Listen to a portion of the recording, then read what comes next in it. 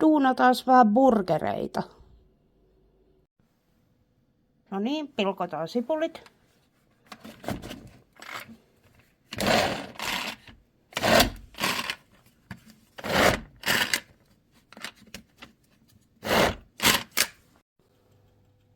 No niin, aletaan kokoamaan sitten näitä burgereita. Mä tuossa pahdoin 2 pohjaa. Lähdetään siihen. Sitten laittaa ketsuppia pohjalle ja sitten sipulia ja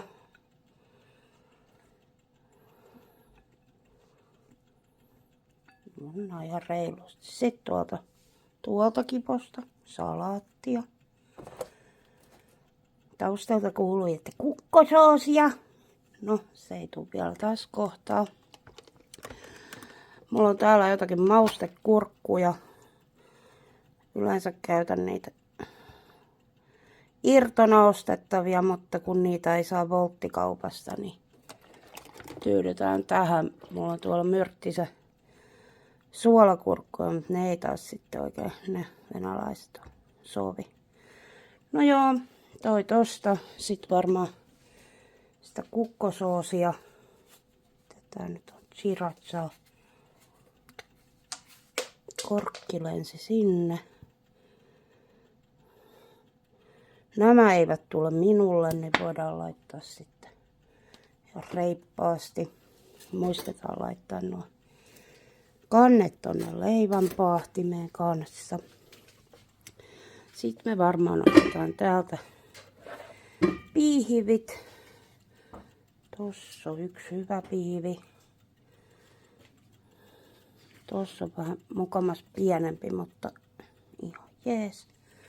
Sotketaan vähän lisää.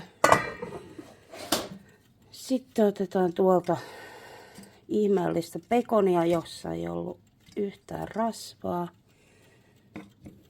Saanko mennä tuolta mitään vai tarviiks vähän toista kättä? Pieni hetki.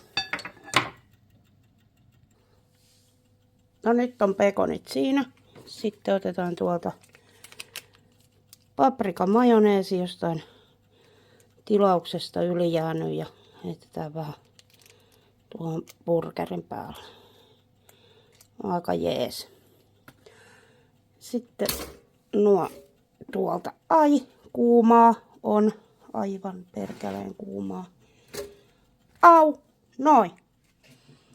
Siinä olisi. Huhhuh. Nyt vielä pitäisi tehdä omat. Että saittekin syödäkseen. Moi moi!